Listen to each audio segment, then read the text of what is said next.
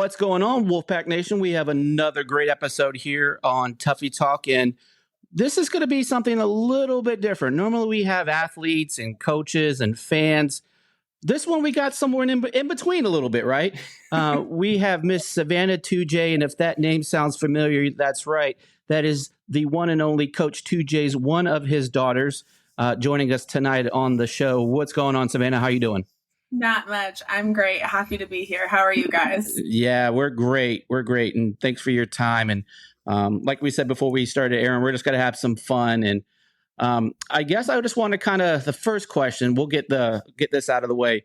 What is it like being in a family of a coach?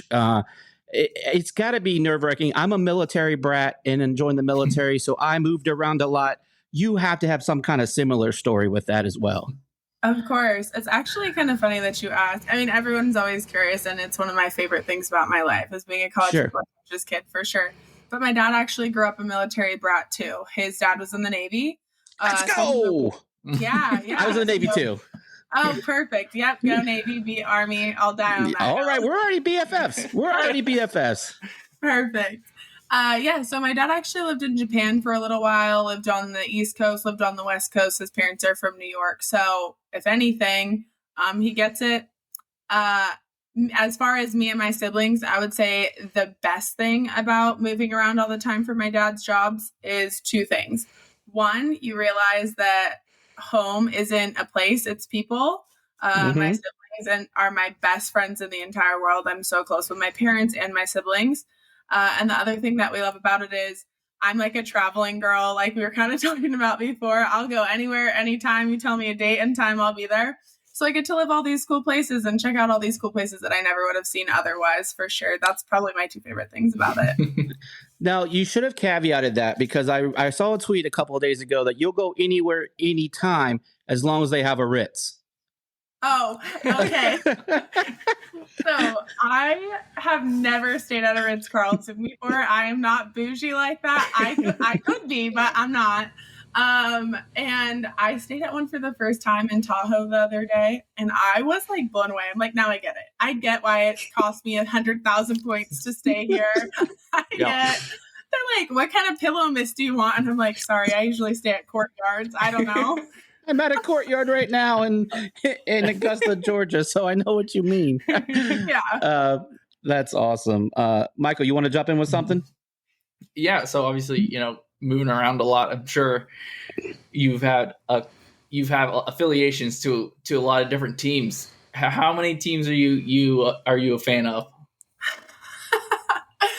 Oh, that's funny. Okay, so I grew up in Los Angeles, and I grew up during the Reggie Bush time. So fight on, baby. I love Reggie Bush. I will die for that man. I will die fighting for him to get his Heisman back. I wouldn't say I'm a huge USC fan anymore. I definitely follow players and coaches more than I follow teams. Sure. Obviously, my number one will always be where my dad's coaching, and I'll always have a special place in my heart for the places that he has coached. Obviously, I went to BYU. My parents went to BYU. My dad coached at BYU. My brother's about to play college football at BYU. Oh, wow, cool. Okay. Yeah, it's my alma mater. It's my parents. I love Brigham. But I'm a Michigan State fan, too, and that's just my thing. I've been a Michigan State fan since like 2008. It's the one school, the one team that has no connection to my dad, myself, my brother, nobody. It's just my thing separate from that. And I think it actually perfectly fits in with being an NC State fan because I feel like they're so parallel. So I freaking love NC State, honestly. Yeah. 2008, was that Kirk Cousins' time? I feel like that was during Kirk Cousins' time there. Probably. Yeah, it doesn't have anything to do with him. No. No, I was just saying that was a good time to be a Michigan State fan, right? I mean, like they were really good. Yeah. Yeah. Okay. Okay. So you said that there's some teams that you don't like. So give me a couple because we'll flip the opposite. Softball. Okay. No. I think there's more than just meets the eye there. Okay, so let's just start off strong. Okay. I ever had any affiliation with NC State, the number one team on my hate list has been UNC. Like long before NC State. and they know exactly what they did to get there. I know they're not all horrible people, but it sure feels that way sometimes. That's a fair assessment. Yeah. Mhm. I think So- go ahead. No, go ahead. You're good. What were you going to say? I feel like because UNC and UVA are very similar in academic standards, there's probably a natural hatred there anyway. And I'm pretty sure they have one of the longer running college football series in the country. So, yeah. Yeah. So that natural hate just kind of fits there. And then of course, obviously with your dad coaching there, that probably just amps it up just a wee bit more. Yeah, definitely. It is actually the oldest rivalry in the South. They've been playing for like 100 years. Yeah. And State and Wake Forest were right behind it, and we're getting ready to break that. So that's kind of a bummer because I think that's what makes college football so good, right? Is the pageantry, the tradition, the rivalries. Yeah. Yeah. It bums me out that Utah and BYU don't play. The Holy War is like a huge rivalry, and no one sees it anymore because they don't play each other. So I think that's lame. But when was the last time they played? I think probably when my dad coached there. So, wow, a while ago. Yeah. Wow. Yeah, it's been a minute. Well, they could have played they actually might have played in 2015. I feel like that was about the last time they played. That's still too long for. Yeah, you should be playing your in-state rival every year. Like that should be like Congress should enact a law. This is, hey, you have to play your rival, right? Yeah. I mean, they make enough stupid laws. Why don't they get involved in something like that? Literally, actually, I learned this in Florida. That is a law. That is a law in Florida, and I'm like, you know what? I knew I moved here for a reason. That's the only reason I ever needed. Yeah, I'm a Tampa boy originally. That's where I was born. So, I miss the sun, but I don't miss the heat and humidity. Before we continue, I want to take a quick second to tell you about our sponsor, Flatlands Jessup Insurance Group, that has your whole world covered, with agents in 5 offices throughout eastern North Carolina to help you decide how much coverage you need. Offering policies for home and auto, recreational vehicles, commercial, crop, health, life, and employee benefits. They are able to combine options to find a comprehensive solution that works for you. Flatlands Jessup protects the things you love so you can spend less time worrying and more time enjoying them. Find them on Facebook and Instagram at Flatlands Jessup. You can also visit their webpage at www.flatlandsjessup.com. So please make sure to go and check them out. I guess my next question for you, because you always talk about that you're a fan of where your dad is or has coached. In 2021, UVA and BYU played. How did that line up for you? Because did you sit on kind of like how the president does during Army Navy? Did you sit on each side of the stadium each half? What did you do for that week in the game? Yeah. Okay, so not to unload all my life history, but it wasn't until recently that I became a BYU fan again. Okay. Since my brother is going to play there, I had a change of heart. I had a hard time for a little while with the school that I graduated from, so it was an easy pick for UVA. And obviously, I wish that they didn't have to play each other. I just don't like that. Ironically, the first game my dad coached at BYU was at UVA. That was his first game as a coach at BYU. Okay. And what's even crazier is that when he went to Charlottesville, never heard of it. We'd never been there. We're West Coast people. He literally texted my mom. He's like, "It's beautiful here. We're going to live here one day." And then we lived there one day. Wow. So just funny story. But yeah, no, easy for me to pick UVA, of course. Yeah. And that game go ahead, was one of the better college football games of the whole season. I mean, that was a crazy 60-point game or something, wasn't it? Yeah, it was. Yeah, I think it was 66-49 or something ridiculous. Yeah, they were crazy. That you could definitely tell the air raid was in full effect that night. Okay, so this year we're going to do it again, right? So he's going back to UVA, and I'm sure you'll probably be there at that game. How do you have any kind of just feelings towards that? Because that's what fourth game of the season. I'm trying to do the math in my head. Yeah, I'll be there. Okay. It's the one. Yes, it's the 22nd. I know that much. It's September 22nd. Yeah, it's the 4th. Okay. Yeah, I will for sure be there. Go Pack! But let's go. It will be very weird because it's my home. It was my home for a long time. I spent a lot of time there, and I've never been a visitor in that stadium. So it'll be super weird, but I would never not be there to support Brennan, to support my dad, to support the whole team, really. But obviously, I've known Brennan for a really long time and my dad, so they need all the support that they can get at that place. Okay, so since you brought him up, we'll talk about Brennan then. You open that can, so we're gonna go there. Just kind of tell me the kind of people know what he is like on X's and O's, right? Like what he does on the field speaks for himself, but we as fans don't always get to see what they are like in their regular day-to-day lives. Just kind of talk about Brennan and his character and just kind of some of the cool things that make him who he is. Okay, Brennan knows, but the Tujague family is like his biggest hype man. We love him. We've known him for a long time. My dad recruited him from high school, flipped him from Minnesota to UVA. So we go way back. But Brennan's an amazing human being outside of football. Seriously, one of the best people I know. I don't expect my dad's players to acknowledge us, to talk to us, anything like that. Like, I know they're busy. I know they're cool. And I'm not cool. I'm like 30 years old. And so I get it. Like, I'm even less cool. I get it. I'm not expecting any of that. And he's always so nice, so friendly, always talks to us. He is one of the best people that I know. He deserves every great thing, that's for sure, in his future. Yeah. So you kind of mentioned that your dad's, kind of recruited him and flipped him. That's the one thing that I think, and maybe we'll kind of go at it this angle. Do you think your dad is a better recruiter or actual position coach? Because he does both really well. Yeah. That's a great question. I feel like it's a hard answer. I feel like he's a good coach. He's obviously very good at developing talent. Like, I'm sure you know, Olu played at Michigan this last year, was the center that won the Remington. That's one of my dad's recruits players. Yeah. I know he was at Michigan, but he was with my dad for 3-4 years before that. My dad did well developing him. All the kids that transferred out of the portal from UVA after the last season, they entered the portal at a way higher ranking than they initially were from high school. So I know my dad's good at developing talent. He's also worked at a lot of universities where developing talent is required. But my dad loves recruiting. Like, I think the fact that he loves it so much, and I know he loves to be a coach, right? Or he wouldn't do it, but I know he loves recruiting. He loves to be on the road.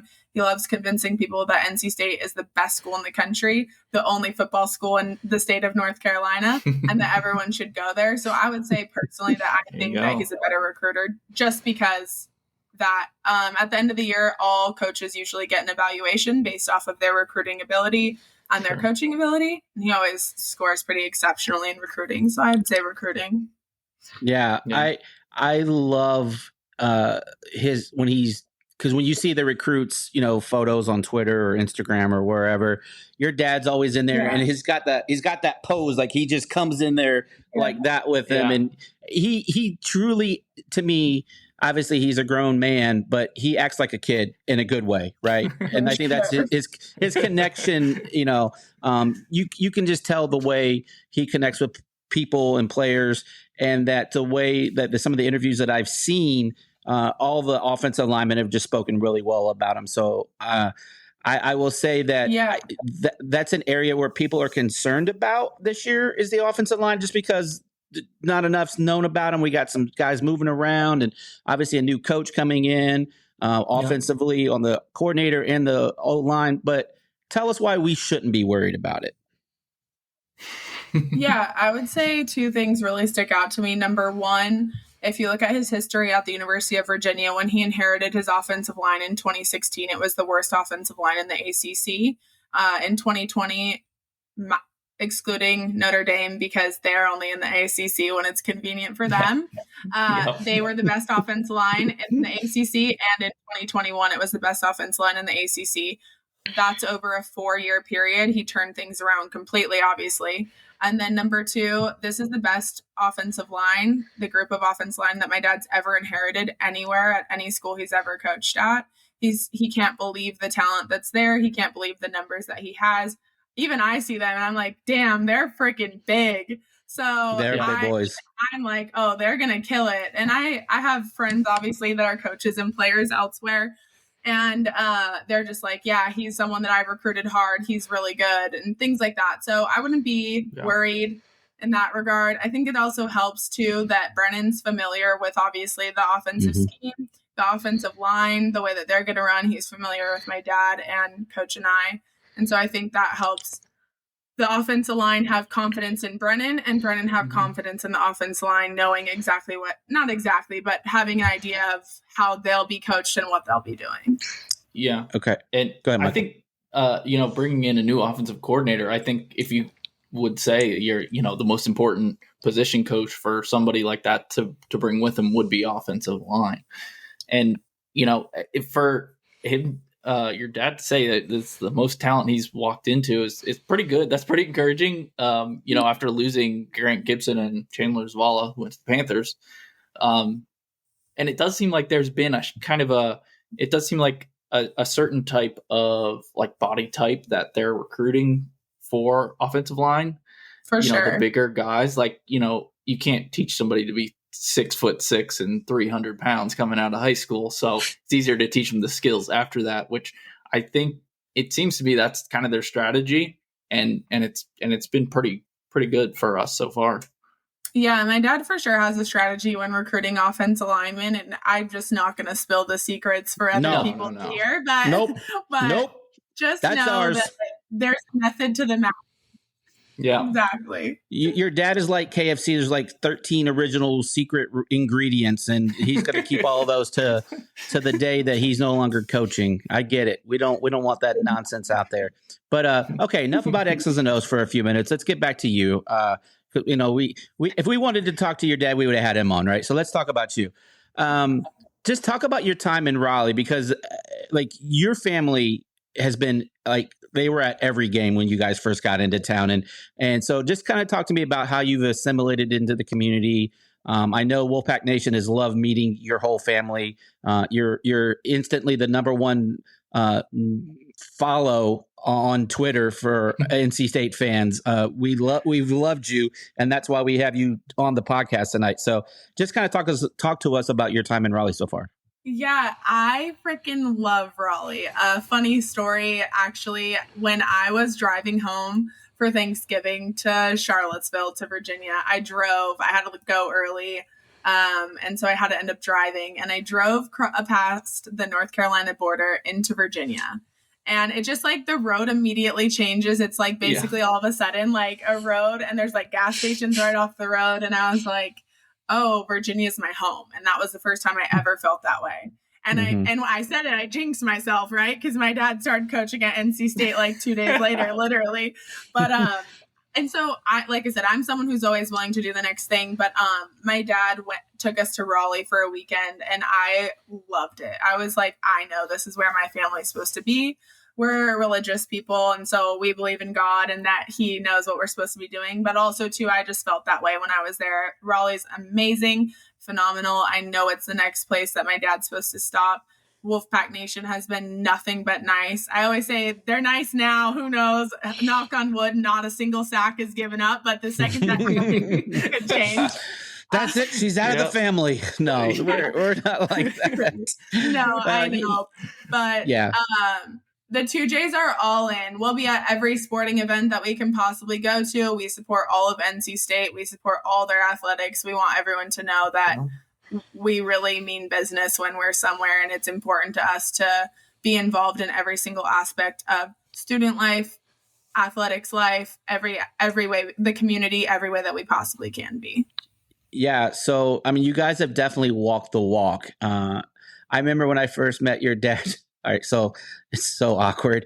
I was in the bathroom at a baseball game, and I see your dad. I was like, "Oh, that's Coach TJ. Cool." And then he's like washing his hands, and I was like, "Hey, nice to meet you. Know what, Coach? I'll talk to you outside. This is awkward." So then he was completely nice to talk to me for a few minutes, ask me my name. Like you could really tell that he cared to meet as many people as he could, and so that speaks volume. When again, I've done some things at State. I don't know if you've heard all my nonsense, but I'm kind of one of those probably top 5 super fans at NC State. Yeah. And I mean, I live in Northern Virginia. I have season tickets to football, women's basketball, baseball, wrestling. So I walked the walk too, but I was just so impressed by meeting your dad, and you can genuinely tell that he cares about our program. But so that was my little story. So let me get back to a question. Well, go ahead, Michael. I haven't met him, but he's been liking my tweets recently on Twitter. So same thing. There you go. There you go. And I think that's just really cool, right? Because we as fans feel like we're more invested in the program when a coach does the little things like that. It's real easy to read it. It's real easy to read it and just keep on moving, right? Keep that finger scrolling, down or up or whatever. Yeah. So I think that's just really cool. And that's, and I know he's probably doing it from the heart and this isn't a show and all of that, right? But it just means a lot to us. And we as fans really appreciate that. So you can definitely relay that message. But I guess where I was going to go with my next question is, out of all the things that you've done at NC State so far, what's been your favorite moment, event, whatever that might be? I think my favorite event had to be the weekend that we just kicked UNC's ass at everything. Mm-hmm. I apologize if I should not have said ass on this podcast. We're talking about donkeys. What are you talking about? Literally, we're talking about donkeys. But yeah, I was there that weekend when women's basketball, men's basketball, the Canes game. I mean, that was my first weekend in Raleigh. And I was like, if this is how all my weekends are in Raleigh are going to be, I'm going to have a damn good time here. Yeah.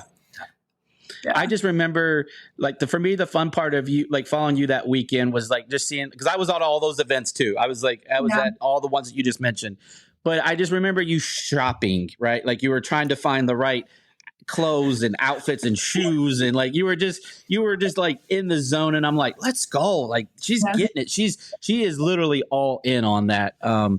So anyway, what my next question is going to be kind of a fun one.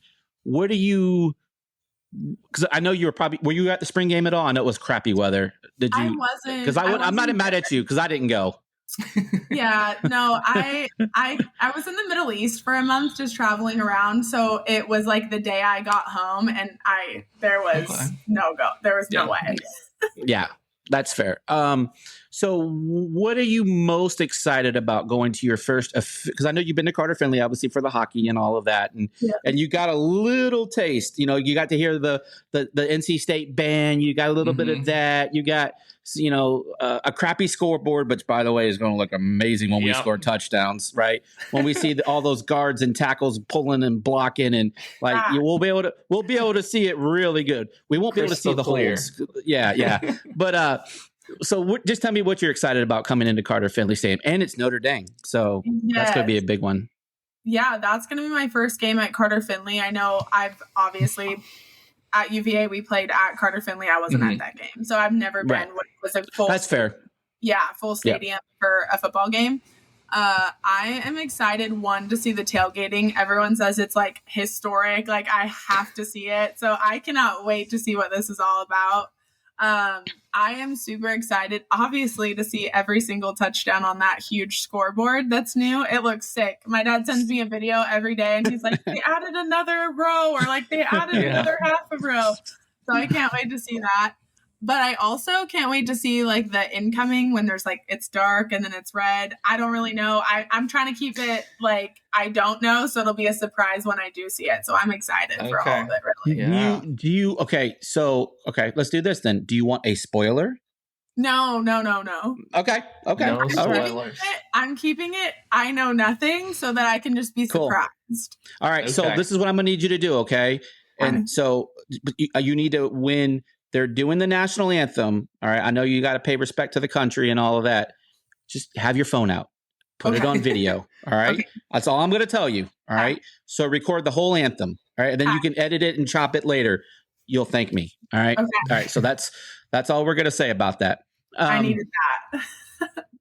You're going to be Notre Dame's a noon game, right? That one's a new one. Yeah. Yeah. So it's going to be hot. Yeah. Hey, you know what? But we're going to be at a college football game. There you go. Yeah. By the way, we're at 44 days if no one's counting out there as we record this. 44. So last year I went to every single football game, home and away, traveled 8,000 miles. Yeah. and I'm doing it again this year. Love it. My wife hates me, but we love each other. She supports, some people have habit. This is my addiction. Like NC State sports is my addiction, and it's my way of coping with the world. But I guess we'll do one more question and then we'll cut it off here. Michael, do you have something fun? If not, I got something in the. No, you got it. Okay. I just want to, this will be the last real football question, but I know Coach Anai is probably very close to your family as well. Having your dad having played for him back in the day at BYU. So just give us a little story or something about Coach Anai, because that is one cool dude. Like he's just like the most laid back. Like I love the way he just, I don't know. He reminds me of an oh shucks kind of guy, but like they don't really have those in Hawaii, but he's laid back like a Hawaiian. So like, just give me a little something. Oh, that's funny. I know a lot. I don't know what I should and shouldn't say. I guess maybe just speak about the man himself. How about that? We'll keep it. Okay. We'll keep it. I don't want to give any trade secrets away or anything like that. That's so funny. Yes. We have a nickname for him in our family, so I'm going to try really hard to just call him Coach Anai because there you go. because that's respectful. Yes. Yes, I have known Coach Anai my whole life. We actually have the same birthday, and we have spent the last 14 birthdays together, never apart, because even when he coached at Syracuse and my dad coached at UNC, not UNC. Oh, whoa. We'll cut that. Whoa.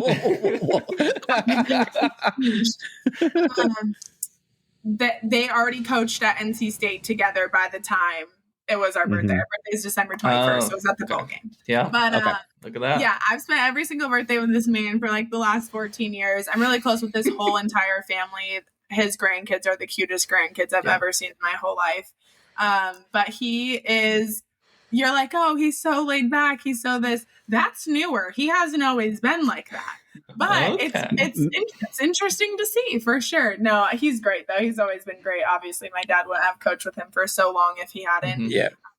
A thing I always like to talk about Coach Anai is that he's obviously from the Mike Leach coaching tree. So he's all about, Mike Leach, and obviously he's one of the greatest coaches greatest things that's ever happened to college football. So I always like to keep that in mind too. Obviously just watching some Coach Anai interviews, I find him so intriguing and funny because he'd be like, so tell us about your offensive scheme. He goes, offensive scheme. So like he just kind of okay, all right, we'll talk about this, and it makes me chuckle because he's just so laid back, and you said he's not been that way. Maybe becoming a grandparent's mellowed him out a little bit or something. I think that's a good place to pinpoint it. Yeah. So all right, Wolfpack Nation. Well, we've had some fun here with Miss Savanah Tujague, and we're going to end part 1 right here, and we'll pick it right back up with some more fun. We'll get to know Savanah a little bit more. We've kind of dove into some things here, but all right. So if you haven't liked, subscribe, don't know what you're waiting for, get on that. And if you haven't followed Savanah, you're missing a lot on Twitter. So we will put all of her descriptions of all her social medias in the description, and then come on back for part 2. All right. We'll talk to you soon, Wolfpack Nation.